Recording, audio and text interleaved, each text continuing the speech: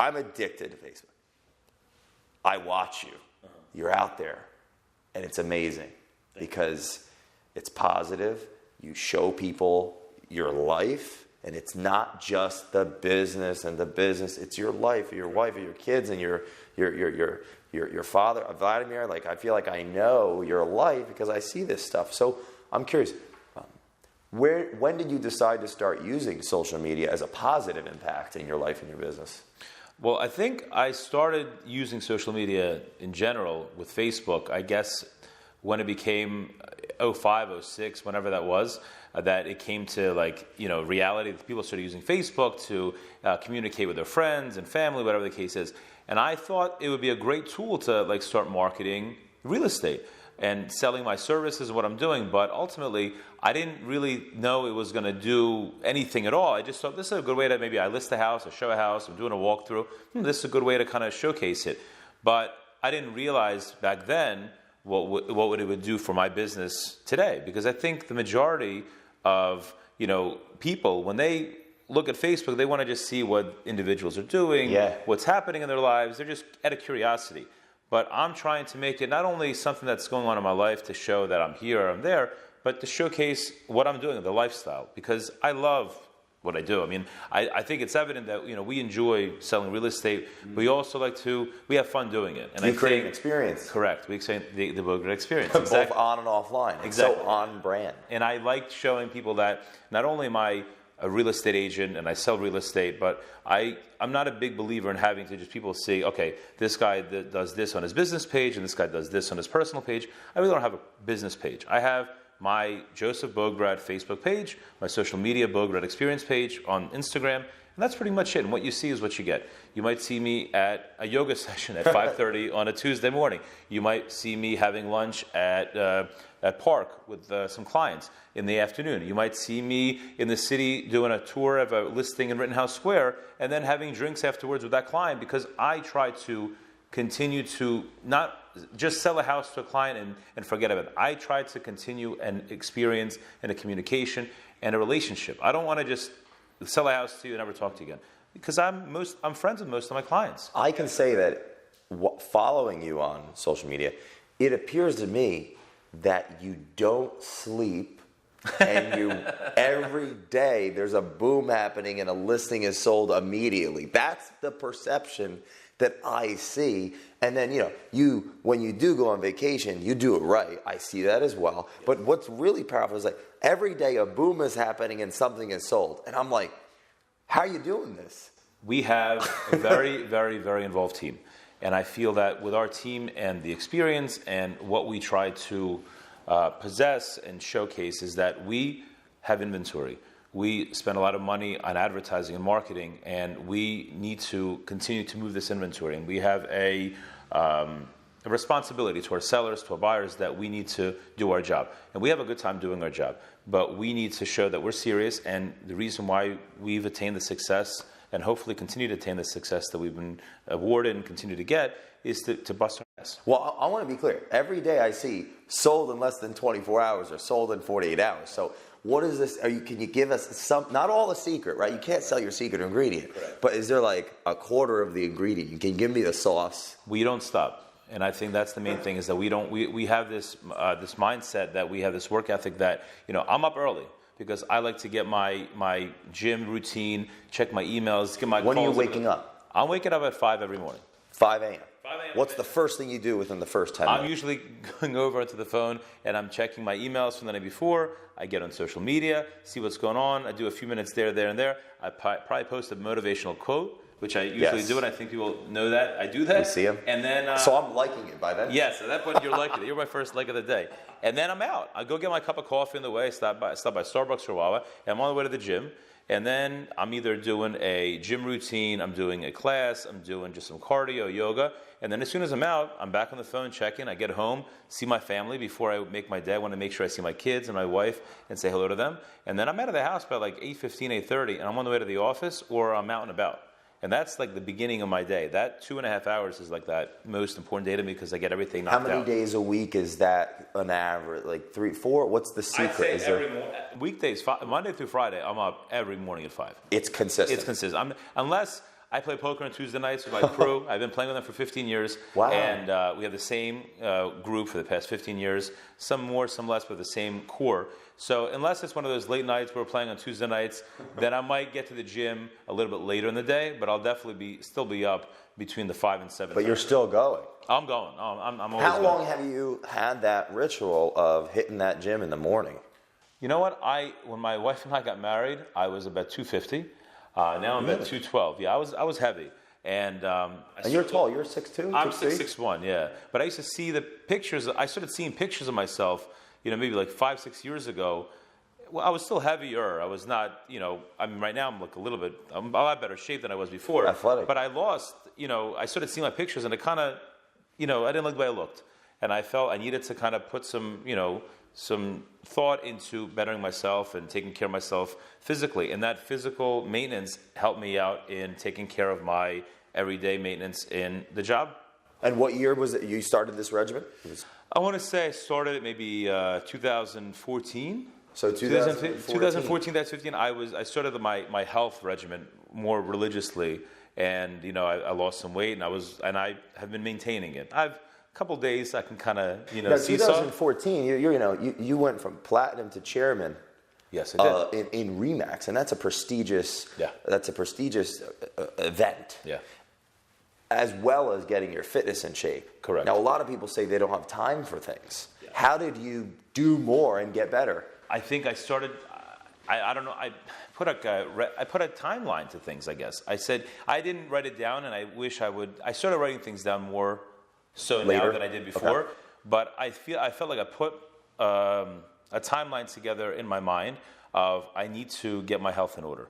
I started doing the gym during the day, but that didn't work out for me. So I felt that for me to kind of get my psyche in order and to get my business up and running and to grow my team and continue to excel, we needed to put some sort of SOP, so to speak, into play. Okay. So I started waking up every morning, going to the gym. And I started getting, do you even sleep? And I used to work late appointments, but I would always make it a point to get up early, get to the gym, work, but I would always be home for dinner.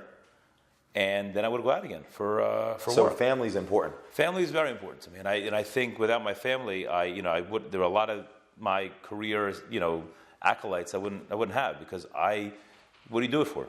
Ultimately, what's the purpose of having these acolytes and these awards and making money and being successful if you have nobody to share it with? Would you say you've learned that from Vladimir, your father? Yes. Because was it 79? He went from commercial real estate to residential real Correct. estate out of Cherry Hill. At a Cherry Hill. And ended up in the Bucks over here. Ended up in the Bucks. He was the first Russian-speaking agent, one of the first that came to this Northeast marketplace.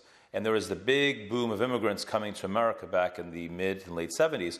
So when they wanted to buy a piece of real estate or make the next step of renting something, they didn't have the language yet. So they needed somebody to help them. So my dad was that person. He was one of 2 or 3 agents back in the day that were the only Russian-speaking agents because of that influx of immigrants. So he was successful, obviously, because of his ability to speak, and he helped the majority of people that came to America in those times and through the years. How long was he here prior to that? He came in the mid-'70s. My parents got married here, and I was born in 78, and then they moved, and my sister was born in 82, and that's when we moved to Bucks. Wow. So I was like 4 and change when they moved to Bucks. Yeah. Now, Vladimir, did he have a mentor that kind of guided him into real estate, or did how did he end up in real estate? He actually was a cantor. My dad finished the Jewish Theological Seminary in New York because he has a very, very, very deep, beautiful voice. So actually, he studied opera in the Ukraine, and he was in the Red Army Chorus in Russia, and he did a lot of traveling, and when he served in the army. But he had a talent. He still has a talent. Like a singer. He's an amazing singer. One day we'll get him. He sang at my wedding. He used to sing a lot more often at different functions, but that's now powerful. He's very his voice is very powerful, very overwhelming. He has that presence. But once after he finished cantorial school and he went to become a cantor at a synagogue, there's not much money there, and it's hard to raise a family with that type of income. So he continued doing it, but needed to find another way to make money. So he got into real estate, and he started doing commercial, selling businesses, He opened up a business brokerage with a partner, his name was Bill Coleman, I think his name was. Wow. And they did some business, and then slowly he transitioned into residential sales. And he worked for Kramer Real Estate, which is like a mom and pop shop for Bill Kramer. And he was kind of their top producer for many, many, many years. And then right when I went to military school, he was at a Remax Eastern office, and him and his partner, who's still his partner now, they purchased Remax Elite, which is where we are now. It's been over 30 years, 31, 32 He's been years? in business. My dad's been in business, over 30 years, like 35 years. Yeah, because I've been in business, I guess, 18 years now. So the Military Institute, that was prior to real estate. What was the biggest lesson in that type of environment that seems like I don't think I'd be able to hack it? It was something that I look back at now and I say it was the best thing that happened to me. I needed that structure. I needed that work ethic. I needed that responsibility. I needed that being held accountable. And I felt like if you were able to get yourself into that mindset and kind of succumb, more or less, or kind of understand that you're in the school. You better go deal with it, or you don't fight it because you're going to lose and you don't know what's going to happen with you. And back then I kind of, I understood that this is where I needed to be. I was there for 5 years. Would you say that you were more rebellious prior to it? I don't know if I was rebellious. I think kids do stupid things in their adolescence. And I think I did some stupid things and I kind of pushed the envelope. And I think my parents said, you know what? This is where you need to be. Yet another thing we have in common. Correct. Like there was a time where I wanted to go to the Air Force. I remember I had an uncle that convinced me not to do it. Probably needed to do it. I made a bunch more mistakes after that. Yeah, I mean, I think it was a lesson. My mom, there's this quote that she always repeats to me. Lessons will continue to be learned until lessons will continue to be brought in front of you until you learn from them, and then you'll go on to the next lesson. So it's something to that effect. Basically, you're going to continue making the same mistake over and over again until you learn from that mistake. And then there's a new one. And that's life is about chapters. And you're going to continue going to the next chapter once you get past that existing lesson and overpower it and learn from it and move on to the next one. And until you learn from that lesson, you're going to continue making the same mistake over and over again. And I've made a ton of mistakes, and sometimes it made sense right away, and I learned, and I went to the next lesson, and sometimes I continue making the same mistake over and over again. And so I've been on both sides. Has that humbled you? Yes, that's one of my. I think you need to be humble, and I've always been humble, and I respect the individuals who have made it in any business that are humble, because I feel like I'm not on the top. I said I'm in a good place, and I hopefully continue to be in that place. But I feel that there's always something that's better, and I feel that I'm only going to be here wherever I am for a short time. So I need to be good at what I do, and understand that you're not going to be here forever. So be nice to people, be good to people, because that's the way life should be. You shouldn't be better or think you're better than anybody else. You just do what's expected of you, and be appreciative, and just bust your ass and do what's good for you and your family. Well, I have a testimonial. It was very kind of you to give me the coffee. Oh, my pleasure. Yeah, hey, we're all in different environments all the time. Yes, sir. So now you leave you graduate from this school, right? And was real estate top of mind, or was it a second choice or third choice? I actually went to Valley Forge for 3 years, finished the high school, went there for one semester of college, and then I'm like, I'm done. And then I left.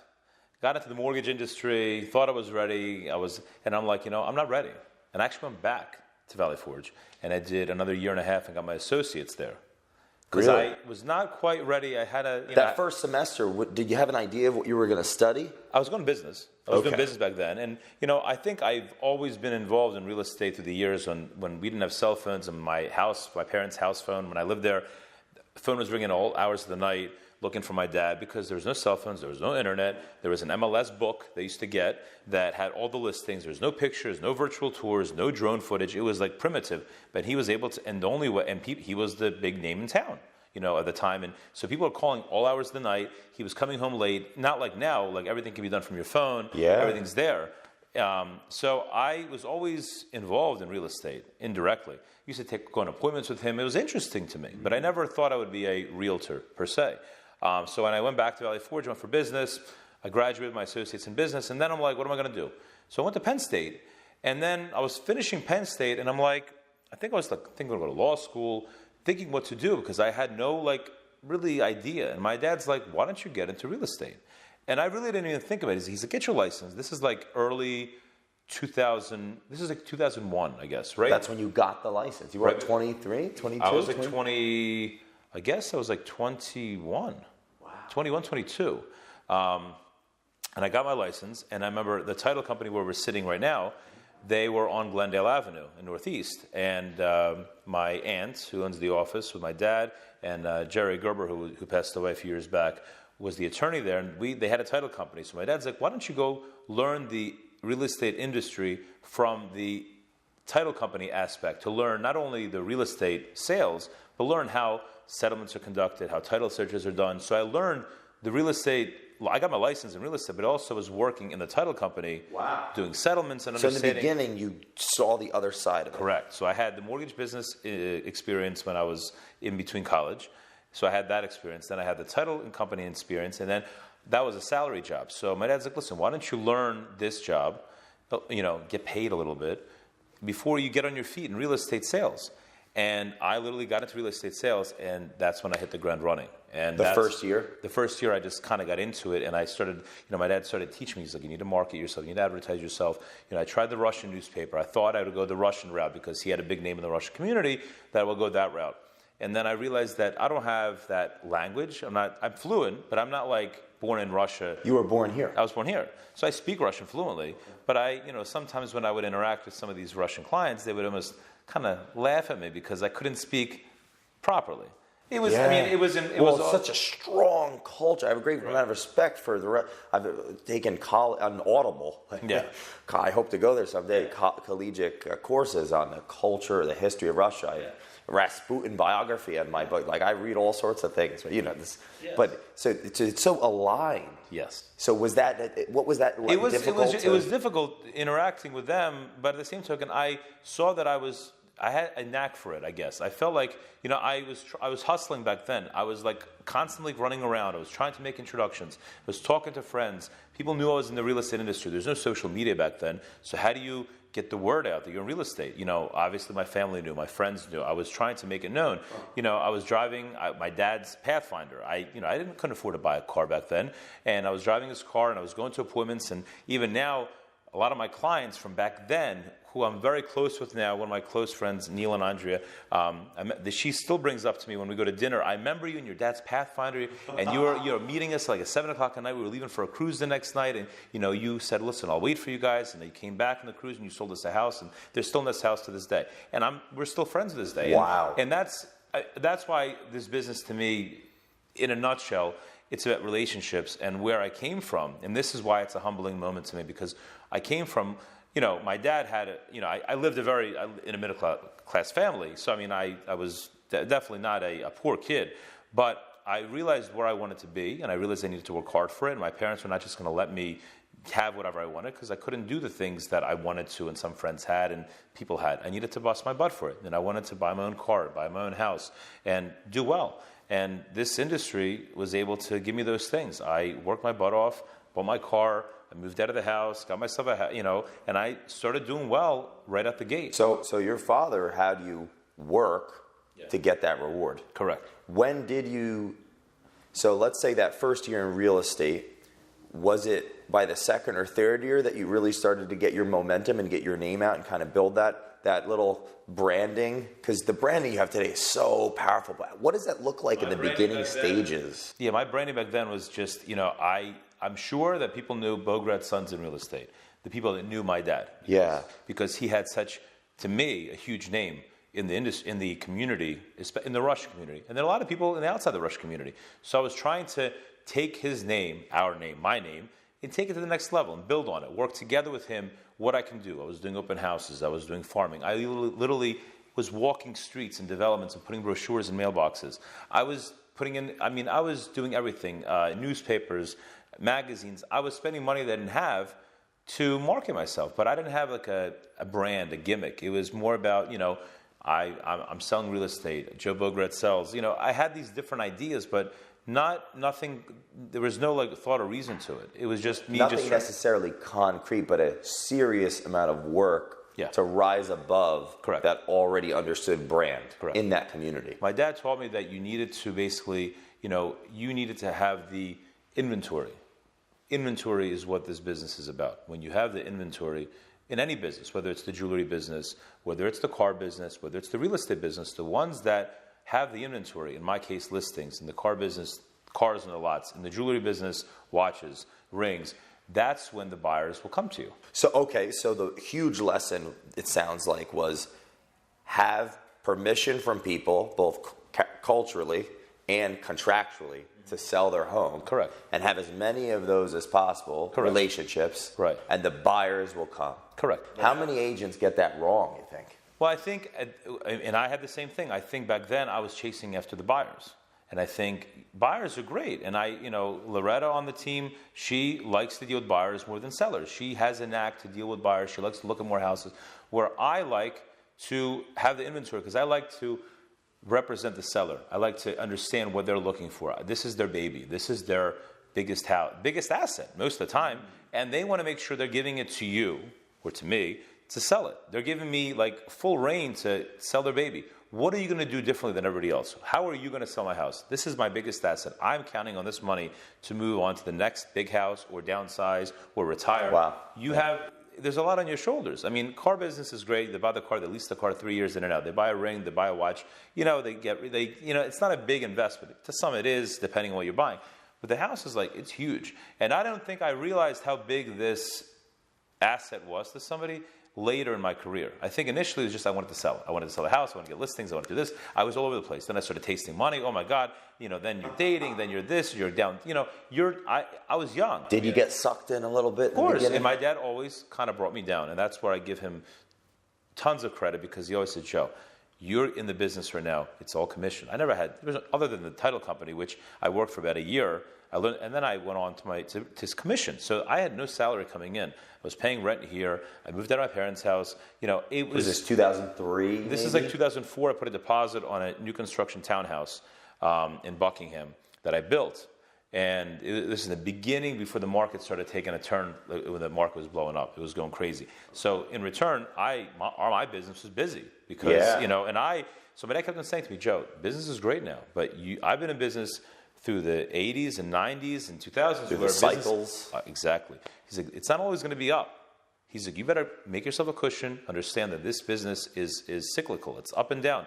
So make sure you don't spend your money and have nothing to, So I always had him kind of tell me, Joe, take it easy, take it easy. I used to go vacation, dating, this, that, and the other. And then finally, and of course I would do things differently, more frugal with my money. But I didn't listen at all to Barbara. Right. Did you listen 50% to Vlad? I'd say 50%. Because I feel like you really respect him. You have a beautiful relationship. I respect him a lot, and he's my best friend. He is like my mentor. I talk, first thing I do in the morning is I call him on the way to the office. Sometimes, actually most of the time we meet for coffee, but now we got a little bit busier. He's traveling more. I'm busier, so we don't meet as often in the morning, but at least once or twice a week we meet for coffee at the Wawa, at the Starbucks, just to chat about shop, or if I can't meet with him, I at least have a 5-10 minute talk with him on the way to the office or on the way to my appointments, just to talk, just to, shoot the shit with my dad, which cool. I think is important. He's my man. So. Now, and he's actively involved in the real estate business. Oh yeah. He had just had his 70th birthday. We just celebrated his birthday in Aruba. Yeah, I saw you went to a show. See Facebook. Yes, I took him for his he loves classical, and I like classical as well. Classical music. Who's his composer? Or he has a few that he likes. He likes Rachmaninoff. He likes Mozart. He likes Beethoven. He likes Chopin. Yeah. You say Liszt? Is that how you say? Franz Liszt. Every morning I listen to Love a Dream. Yeah, that's Liszt. Yeah, love it. So I love this morning. Yeah, so I love classical. I can listen to it all the time, and that's something that he handed down to me, because it's real music. Yeah. I don't want to offend any other music. Yeah, but it's something from years and years ago, and it's pure. It's calming, and it's an art, and I like to listen to it. So I took him and my mom and my wife. Do you play any instrument? I play piano for 12 years, but that's a. Yeah. Is this a secret? Well, I think it's what happened is that I played piano from 5 or 6 years old. Played for 12 years. The thing is that I never really learned piano. the crazy part is that I had a teacher that came once a week, twice a week, taught me everything, and I was playing Mozart, Beethoven, everything. The problem is that until I went to Valley Forge, and I had to actually audition for the band, which I was in Valley Forge, in front of my colonel, tactical officer, who was our director. He realized that I couldn't play, that I couldn't read notes, that I basically for 12 years totally manipulated the system, and I literally There's a genius in that, Joe. At the time, my parents weren't happy. I'm sitting in the director's room, and they're like, "What do you mean he played the piano for 10 or 12 years?" They're like, "He cannot play. He cannot read." Literally, so I used to play Mozart. I used to hear her play it, my teacher, and these are like 3, 4. People never understood why there was never music in front of me. Yeah. I always played. I played recitals year after year. Wait, so you were playing it? You just didn't read the music. I didn't. So I would hear it. And basically, I would just mimic everything she'd do. So I'd be playing Mozart and Beethoven and different composers, but I would never, ever, ever know how to read the music. So literally, everything was from memory. So you love music? I love music, yeah. And then I ended when I was. Do you still play? Or? No. I know a couple of songs that I can sit down and play. My daughter's playing right now. Something I've always wanted to learn is piano. Piano's great, and I wish I would have taken it more seriously. But I was young and, stupid, and I didn't realize. Now when I hear my dad play, he plays beautiful. We had a beautiful concert grand piano. He sings and plays very often. My sister still plays a little bit, but I wish I would have taken it more seriously because it's something that it's nice to just sit in and play. It's definitely calming, and my kids would definitely enjoy me playing because they're always like, Dad, play, and I can't play. And now, I was even my daughter plays. I was even considering taking lessons again just to kind of get back into it. Maybe that's what this is. Maybe. We're putting it out to the world now. Vote now. Yes or no? Should you start 100 people piano? Say yes, you got to do it. I'll try. Maybe I'll give it a shot. By 2006, when the market started turning, how did you overcome that?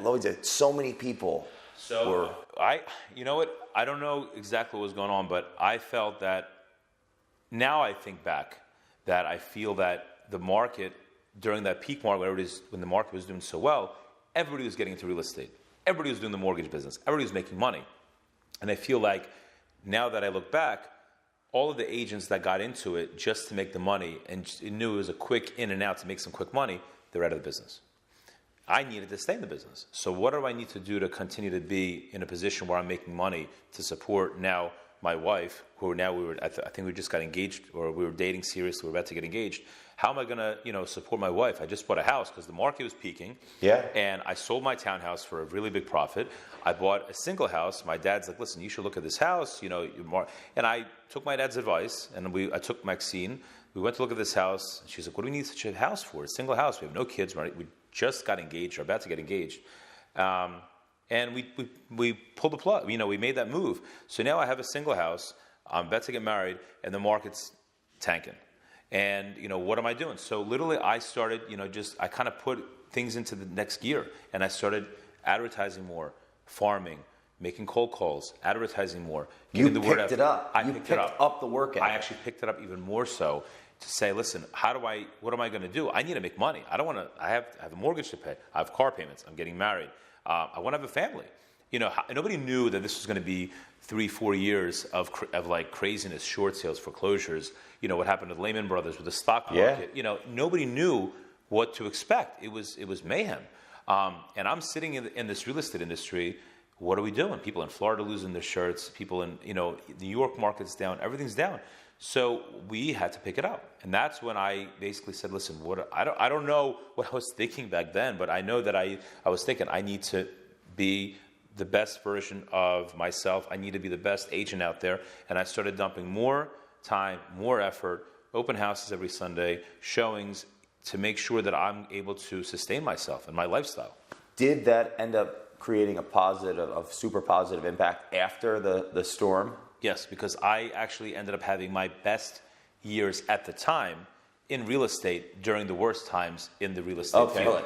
Everyone's struggling. I'm sure not everybody, but I mean, you had the best. I generally 07, 08, 09 was my growing year, where I started seeing that if I can do well in this market when but people are crying and this is not a good time in the world, then I know that I can make it in any market. Now, there's two ways to look at that: glass half full, glass half empty. You looked at it glass half full. What do you believe there's a specific reason why you did that? I think you can't teach it. I think it's something that I have learned from my parents, that to be that, I'm not going the culture. The culture. I'm not going to let things die down. I'm a fighter. I guess that's the way it is. No matter what the situation is, I'm always going to do maybe not the right thing, but I'm going to do, now that I look back at what the things I did in my life, but I'm always going to try to better myself and do what I need to do to be a better person and do better in business and to be a better father, husband, son, whatever the case is. I need to do what's right. I have people that are depending on me, and there's no what if I can't do it? I'm going to do it. And that's, maybe it sounds tackier, but that's the way I need it to be. I need it to, bust my ass. Do you love to win or hate to lose? I love to win. Okay. I love to win. Yeah. I mean, nobody likes losing, but I like to work hard, and I like to, the accolades are great, but I love my business. I like doing what I do. And I think the fact that I love what I do, I love who I do it with, I love the clients that I'm dealing with, it's just a joy. But I like to win, obviously, as well. Of the real estate business, there's so many ways to build these long-term relationships. In your years of experience of being a top person in the whole country, you are. Well, I'll brag for you. I'll brag for you. Thank you. What do you believe is the 1, 2, 3, the first most important thing in building those long-term relationships like you have, a 17-year relationship, for example? You think you have to stay if you relative. were to list them. You need to stay relative. I think people need to know, and I think that's where social media comes into play, just to kind of bring that into the picture. I feel that you need to stay relevant to what's going on in the world. I think if you're not in people's faces and they don't see what you're doing, no matter how good you are, people need to see what you're doing, because it feeds the business. And I think people need to see that, this is what I do, this is how I do it, this is why I'm successful, this is why I can continue being in that position. There's a reason why Tom Brady is where he's at for the past X amount of years. Yeah. It's one thing to get there, but he stayed there. And that's where it becomes how does somebody that has this kind of talent, you can get there. He wins 1 or 2 Super Bowls, but this guy's sustained it there. He's 41 years old, and he's still sustaining top athlete, top team in the world. So that's what I'm trying to accomplish, and that's what you have to be. You have to stay relative, and you have to continue doing the ABCs of everything you do. You're not supposed to reinvent the wheel. Just do what's working for you. And I think that's where I've been successful, is that I do what's working for me. I don't deviate. I try not to deviate. If this works for me, then I'm going to continue doing it. So figure out what works for you and stay consistent with it, just Correct. like that gym. Correct. You haven't moved it. No, I mean, because this is what works for me. There's some people that go to the gym in the evening time, 8, 9 o'clock at night, and they do it at night. I want to be at home at 9 o'clock with my family. I want to be in the morning when my kids are sleeping, my wife is sleeping. That's when I'll be at the gym. They're sleeping anyway. They're not going to miss me. When they wake up, I'm there. I try to make it a point that I'm at home every day for dinner at 4 or 5 o'clock. I have an hour dinner with them. I interact with them. I try not to have the phone on. My wife will beg to differ, but I try not to answer the calls or texts. But obviously this is a 24/7 job. I'm always involved, integrated in the business. But I try to give my family that time, taking them to football, taking them to basketball, taking them to their games. I need to. Again, what is the purpose of doing all of this if you have nobody to share it with? After talking to you for the last some time here, I think your mind is like a machine gun. I'm curious. Would you say you're a numbers guy, or would you say you're more of abstract, or both? Abstract. Do you think in pictures? I don't think in pictures. I think I'm thinking at what do I need to do to stay in this mindset, in this mode, and continue to grow. Like thinking outside the box. I'm always thinking outside the box. Okay. I feel you need to think outside the box. I think again, and I respect everybody out there in this business and every business. I feel that everybody does the same thing. Real estate, they do the cold calling, they do the farming, they advertise, they got the signs, they send the postcards, they do this. There's only so much you can do and attain a different result. If you're going to do the same thing over and over again, and it's great, and you're consistent, and I'm not mocking it, I'm not saying it's a bad idea. But in order to go to that next level, you need to do things differently. Like in the terms, especially with marketing and branding? Of course. And believe me, I use Lance Bachman, who's a close friend of mine now, One SEO. He's a mentor to me, not only a close friend, but he's a mentor because he's given me a lot of great advice over the years about what I need to do and what I don't need to do. And, he never pushed his services on me. He never pushed this on me. We're neighbors. We're close friends. I talk to him at least once a day, if not more than that. He's not just and he's a client as well, but he's a friend. And, he's given me valuable knowledge, He is the reason why I have the billboards. He's the one that said, you should do it. This was his, that was his idea. I'm like, listen, I don't know. It's a big expense. I don't know if I can. He's like, you do it. Listen, I'll take my advice, Joe. We're friends. And now it was the best thing that it worked. That worked so well. I feel like you have 100. Yeah, well, that's... Because I drive and then I see everywhere and then on Facebook and it's like... Well, that's the thing is that it's branding. And I think, it's not everybody can afford it and everybody can do it. And I didn't do it my first year in business. I did it my 16th or 15th year in business. It didn't happen. I needed to put a budget together. Things don't happen overnight. I mean, I wish things did, but I'm happy that things happen in the progression that they did.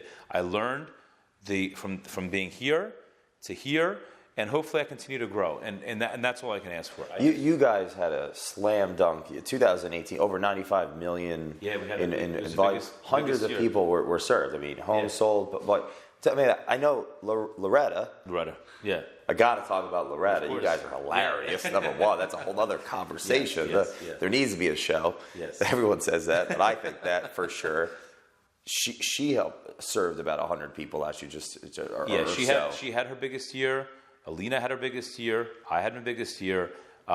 We had our biggest year ever. Yes, last year. It was an incredible year, and it was really just us and my dad. And Judy, our administrative assistant. You see so many people always focusing on the negative, especially right now in the real estate community. Like things are, I've heard it for almost a year and a half, definitely. Shifting. And you're saying biggest year. How do you break that down for people? I think because of the elementary things that we've been doing and we continue to do is what works for us. I was really content with our core of Loretta, Alina, my dad, and Judy for the past, couple of years. It's really been us. We've had a couple agents here and there, but, I'd rather have a good person, quality, a hustler, than to have, 10, 15 that are, just getting by. And that's why we've kind of kept the team very low. Now we're starting to branch out, and we're picking up more hustlers and more team members, and Loretta and Alina are mentoring them, and we're trying to, because we can only do so much. Would you say it's like keeping it close like that? Is that family culture? I like keeping it close. I'd rather have a smaller group, intimate group that trust each other, depend on each other, and are doing the right business. But the more I realize it is that because we're growing, and thankfully we are growing, and people expect certain things from us. And if I have, X amount of listings and I need to, service every single one of this, I can't do it by myself. And there's only so many of me, there's only so many of Loretta, there's only so many of Grace Ann or Missy or Christy. There's only so much I can do. So I need to delegate. And I need to make sure that they, my team, because otherwise I'm going to be here forever, which is great. I mean, but I need to grow because our business is growing. And if I ever feel that we're faltering and we're not growing the way we should be growing, then I'm going to take it back a notch. So you focus on you growing, so you can support the weight of keep serving. Correct. And that's why we as do the business all those grows. Things, and I give leads and referrals because there's only so many of me. I'm not at a point in my life where I want to have 30 agents working under me and I sit back like a fat cat and don't do anything. I'm not. That's not you. No, I will work until the day that I die, and I'm going to be hands-on, and I'm going to be there, and I'm going to be in the office, and I'm going to be running around because that's what I am. That's what my dad is. My dad, he can retire. He does not. I don't want him to retire. I want him by my side. He's my dad. He's my partner, and I want everybody I want everybody working together, and I think we have a good bunch of guys and girls in the team, and hopefully we continue to work and grow, and So someone Loretta came in and initially was your administrator. Yeah, Loretta. The funny thing is Loretta is that, and I'm just gonna I actually maybe 3-4 years ago I was having this time in my life where we were overwhelmed, and I needed some sort of direction, some help, and I had a team of a couple people back then, and I it didn't work out. So long story short, I spoke with an agent. His name is Mike McCann. And I respect him because I gave him a call and I said, listen, and this was like 4 years ago, I think. I said, I really, respect you. You have a great reputation. You don't know me. He didn't know me. I don't think we even did a deal at this point. But the name was obviously, relevant in the real estate industry. So I said, listen, I need to ask you. I'm like, can you tell me? What can you give me advice? Can I buy you a cup of coffee? And he goes, listen, I'll sit down with you. Have you come back to my office, see what we do. He's like, have your assistant call me. I'm like, well, you're talking to your assistant, to my assistant. He's like, you have no assistant? I'm like, no. He's like, Joe, he's like, before you do anything, he's like, you can't handle this because you have no assistant. You need help. You can't write your own contracts and show houses and go to settlements and do agreements of sale. You can't do it on your own. There's only one of you. You need to delegate. You need to let go of the reins. He's like, I was the same way. You need to do it. Well, can I just say, you guys are so similar. Okay. I know you interviewed him too, right? Well, the heart that you both have, the fact that you called him and he talked to you like that. Yeah, he was. I want to cry it was literally something that I would never even begin to understand because he didn't know who I was, but he was so giving. So literally that day, I put an ad on Craigslist, and I had like 10 or 15 resumes, and the first meeting I had was Loretta. And she rolled in. She's like, I'm like, yeah. She's like, I'm Loretta. She was like the spunky little, whatever. Yeah. And I met her at Dunkin' Donuts in Richboro. And she goes, I'm like, I have like a lot of people I have to interview today. So she's like, listen, throw them all out. Hire me. It'll be best decision you ever made. Literally, she was so confident. She just promised me that in 3 years, you get me. After I work as an administrative assistant, you let me become a realtor and work on your team. And I'm like, wow. She was like so to the point. And I said, listen, I can't afford to pay, because she was telling me she was getting paid, she was working for Xerox. I'm like, I can't afford to pay you. And she goes, I'll take a pay cut. And now when I talk to her, she's like, listen, I looked you up. I knew who you were back then. I felt that this was something that I can grow with you. She didn't know me at all.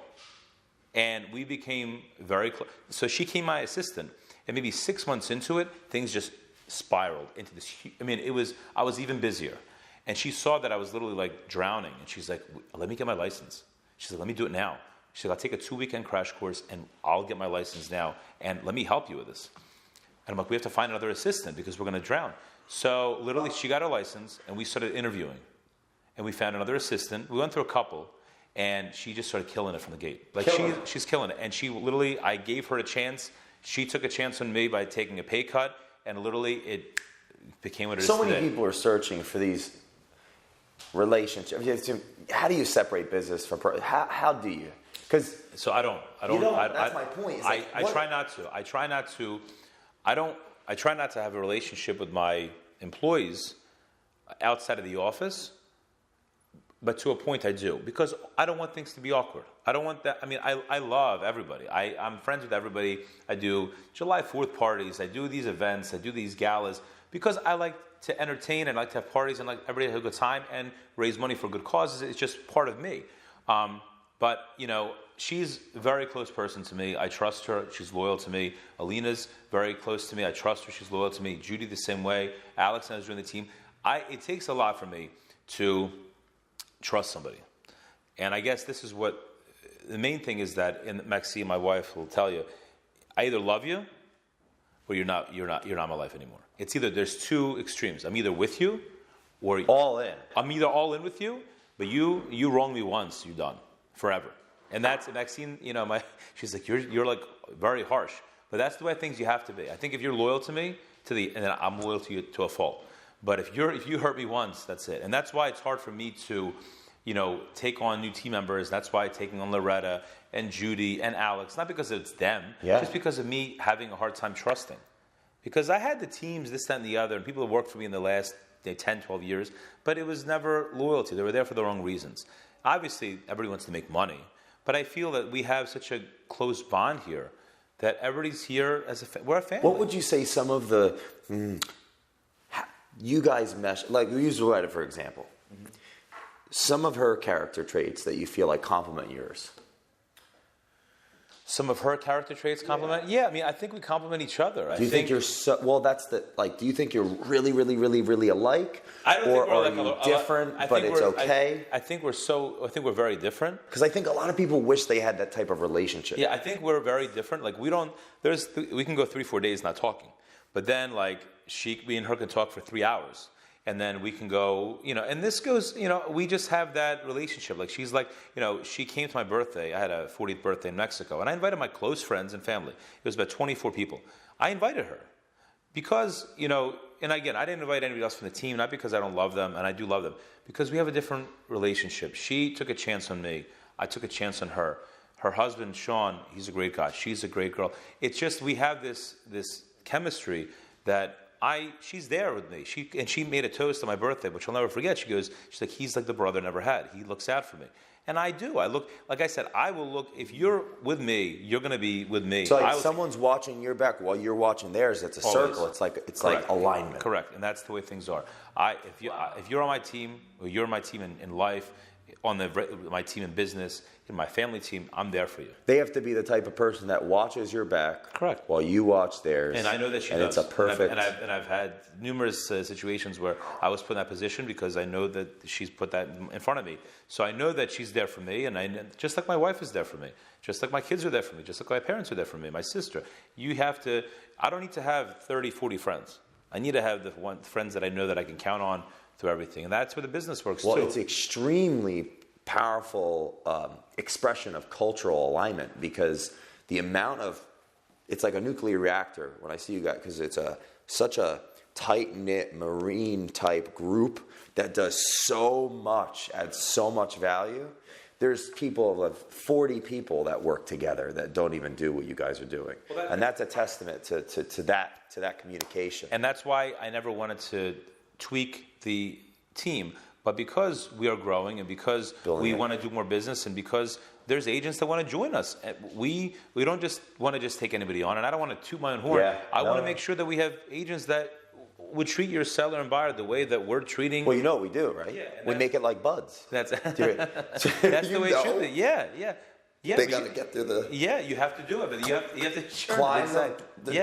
You have to go. You have to make that necessary steps to make it, the way it's supposed to be, and that's what we're trying to accomplish. And with culture matters, like you said. Yes. So your children. You have two girls. I have three. I have a set of twins, boy and a girl, Michael and Ava, who are 10, and I have a little one, Lily, who's 5. Are these future real estate moguls? I think that my oldest ones, they like seeing the houses, and they watch my YouTube page and all that stuff. But I don't know. We'll see. I mean, I don't know if I was in wanting to be a real estate agent until later part of my life. If I ask them right now what they want to be, my daughter wants to be something in regard to like insects and science. My son wants to be a football player, and my daughter Lily, she wants her own YouTube channel. So she's probably the most real estate prone at this point, because she's very out there, and she's very she's dramatic, and she has a lot of attitude, and she has a lot of spunk. So she could be the next Bograd Experience realtor. We have upcoming a gala. We have a gala for a cure. It is, and it's March 15th at Golden Gates. We've raised a lot of money in the last 4 years. This will be the 4th consecutive year. I do it with my close friends Lawrence Kalikman, Eric Reyes, they're attorneys here in Huntington Valley, and my friend Andre Malkin, who owns Net Cost Food Markets here. And there's a few of them others in Jersey and New York. So we came together 4 years ago, and we did our first one. We raised about 60 or 70,000, and we did red carpet, a lot of sponsors. All the money that was raised went to the American Cancer Society. It's a VIP black tie gala, and now we're approaching our 4th annual. It's black tie. We have about 500 people that are coming at this point. There's still VIP tables available. It's $2,500 for one of the main sponsorships to have a table of 10. All the money goes to the American Cancer Society. If you just want to come on your own, it's $250 a person, and that includes food, alcohol, open bar, top shelf, entertainment. We'll have a silent auction. have great gifts. Like last year, I think Lance won the Tom Brady autographed helmet from the Super Bowl. Yeah, I think we have floor seats to the Sixers that were auctioned off last year. We have a lot of memorabilia, a lot of different wines and whatnot from Napa. Phillies games, Flyers games, Eagles games, just a lot of really, really generous companies and individuals are donating their services to this event. And last year we went over 100,000 we donated to the American Cancer Society. Wow. And I think at this point, the way we have things going, we'll be above that this year as well. There's so many causes. Yeah. Why this cause? I mean, three of my four grandparents passed away from cancer. I've had some, close family members, that died from cancer. It's an epidemic, and it's sad when you hear young people that are dying or getting mastectomies or it's tragic. And, young people being affected by this or older people being affected by this, you see people suffering. You don't want to see it. And, if we can somehow do just a little bit, raise some money to find a cure, then it's all worth it. Have you always thought philanthropically in that nature? Like, a lot of people talk about giving back. It's never like the right time. But you've been doing things for years. I've been wanting to do things for a long time, and I didn't know how to get things going. And I had like Loretta join the team, and we were thinking, how do we do this and kind of make the next step? And I talked to my friends Lawrence and Eric, and I couldn't do it by myself because it was too big for me. So literally started this gala for a cure, and it's become our fourth annual. We're raising a lot of money. We also do this Toys for Tots, which we also started about 4 years ago. We do it at Uva. This year we did at Time in Newtown. We get toys. I close the restaurant down. We have Santa Claus. We do food and drinks. I take care of everything. And we basically take all the toys and we take them to CHOP.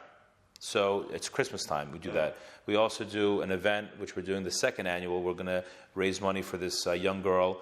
This year it's a different girl who needs a medical dog, where the dog senses if the young girl or boy needs an insulin shot because she's diabetic. Wow. And this dog is like $25,000-$30,000. So we raised $30,000 last year, had a poker tournament, which me and my friend Roman, who owns Precision Watches in Willow Grove, did this tournament. We raised about $30,000. First place was a Rolex, which he donated. Wow. And the money went to this young girl, and she just got her dog, and I'll be posting pictures. Her name is Cora. I think she already got the dog. They're training the dog now, and she should have it by the end of the spring. I've been to your client appreciation party twice. Yeah. Now this is powerful. Way before we met, even before social media, just people that you've touched, that love you, told me you got to go to this. Just come, Yeah. And I did. And there's singing and there's dance. There's really nothing like it. Where did that come from? You know what? This is like 3 years ago, 2 or 4 years ago. I felt like I wanted to do something to give back to our clients because we had a big following. And, just to do something that, would be memorable, to just say thank you. So we did something smaller scale at a restaurant in Richboro, had an outside patio. It was maybe 80 people. I got a DJ, open bar, food. We did it at Uva, Sal's restaurant, and it was amazing. We had a great turnout. And then, look, we got to do it again. So when we started sending invitations out, it was becoming abnormal. It was like over 100 people. And I was like, oh my God, we can't fit them at Uva. So last year, we did it at Golden Gates, the same venue we're doing the gala. And we had like a couple hundred people show up. And last year it was huge. And then this year it was even bigger. And it's basically like a Russian restaurant.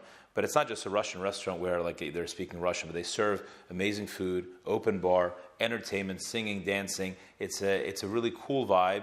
And it's like a party scene, and everybody gets to mingle and talk, and I see everybody, and we do some giveaways and some raffles, but it's just to kind of say thank you for our clients and friends for entrusting us with their biggest asset, biggest investment. And I think, again, I don't know, people do it, they don't do it, but I think it's just something that makes us stand out amongst everybody else in the industry. 2019, what is the vision 2019? We have a lot in the fire. I mean, the team is growing. Our numbers are growing. You are open to people applying, going through the 90-day internship. Yeah, we do. Yes, you know about that. They have to climb. We do like a 90-day probationary period. But you do really? I was just. You're right. We do that. We did that for a couple of agents. Yes, we do. Again, we're not hiring. But if we are also not looking past hiring if that individual fits the mold of what we're looking for. Because obviously we're looking for self-starters, hustlers, top producers that enjoy the industry, would mesh well with our team, and just want to hit it out of the park. What do you feel like if someone today, man or woman, came to you and was like said what Loretta said, what are you going to teach them? It happened. It happened last week. Happened about last month. This girl, Christy Price, who we just hired, literally was reaching out to me on Facebook, on emails. I want to come. I want to come join your team. And I kind of was really not being so proactive getting back to her. And then I said, listen, we'll talk maybe next week. I'll be away for the holidays. And she just showed up at my office with some, refreshments for Judy and myself and said, just give me 5 minutes. I want to meet with you. Wow. And that to me was huge. And she literally closed her second deal, $800,000 sale yesterday. We just signed the contract yesterday. Really? Swear to you, this is totally, I just saw the contract. I talked to her yesterday. Like it was a chance that I took, but that hustle, that you can't teach that. And I was talking to, I think, Alina and Loretta about it a couple of weeks ago. You can't teach hustle. You can't teach, somebody that wants it so bad they don't care. You can teach somebody how to sell real estate. You can teach them the ABCs of how to sell anything. But if they don't have that drive of saying, you know what, if this guy doesn't want, I'm going to come there. I'm going to make him want to talk to me. And that's when I'm going to get his attention. And she got my attention. And hopefully it's going to continue this way. And I can't teach that. And to me, that's something that's more important than knowing how to sell real estate or getting your license. That is a whole different ballgame that you can't teach. It's funny because it reminds me of there's a program in Philadelphia. Have you heard of Year Up? Year Up. It's in Philadelphia, and for 1 year they take on applicants that have at least a high school diploma to go through a year training where they place them into like Fortune companies as interns. Okay. That they have a 90% success rate for them to get jobs, paying about 40. And they don't need to have a degree of any sort, just a high school degree. Just a high school, and then they train them. What got me onto this was Facebook. I was following Chase Lenfest, who's a big philanthropist in the area, and I said, you know what? We're going to donate production time. We're going to go there and figure that out. So once I got there and they gave me the pamphlet, what I learned from them, what they do, is it works. They have a 90% success rate because they just make it so difficult for someone to prove. Like that is it Missy? Christy. Yeah, Christy. That came. Right. And how Loretta came. They just make it so difficult. So I said, you know what? You read these things, you hear about these things. It's about implementing these things. So then it's so difficult that out of 1,000 people, I think it was this Heraclitus, it was a philosopher, I say this quote all the time. If you give me 100 men, 80 of them are targets. 10 of them shouldn't be here. The 10 that are left, 9 of them are real fighters. But one is a warrior. Yeah. I shall find him, for he shall bring the others back. That guy was 2,500 years ago. Joe, you're a warrior. And you attract warriors. I try to. You make me want to do real estate. But culture, this is how we do real estate. Come on down. Okay, so this is part one of maybe more parts of a conversation. Sure. Because I know you have a crazy day for that. My final question is this: You're in military institute. You're a teenager. I got to Valley Forge when I was just turned 15. Yeah. So let's say you're 16. Everything that you've learned, you just had a 40th birthday today. Mm-hmm. You have 2 minutes in the room with yourself at 16. What's the conversation? Well, I'm already in military school or Mexico. I guess I would say to myself, Joe, there's a lot that's going to happen in the next 25 years. Some good, some bad. You need to keep your head straight. You need to do what you've been taught from a young age. Make the right decisions. Don't linger. Don't divert. Keep busting your ass. Don't change your work ethic, and things will be the way you want them to be. But you need to continue to bust your ass because life's a crazy ride, and you're going to meet a lot of people, some good, some bad, and you just need to make sure that you stay on the right road because it's very easy to waver. And as long as you stay on the right road, listen to people that care about you, love you, and you continue to bust your ass, you're going to be on top. Joe, this is awesome. Thank you, sir. You're the man. Thank you very much for having me. I appreciate it, man. Really do. It was a great talk. I got to talk about my, past in a new light. So I like that. Your culture matters. Thanks, man. I appreciate it. You are too, obviously. I really appreciate this. It was a great experience.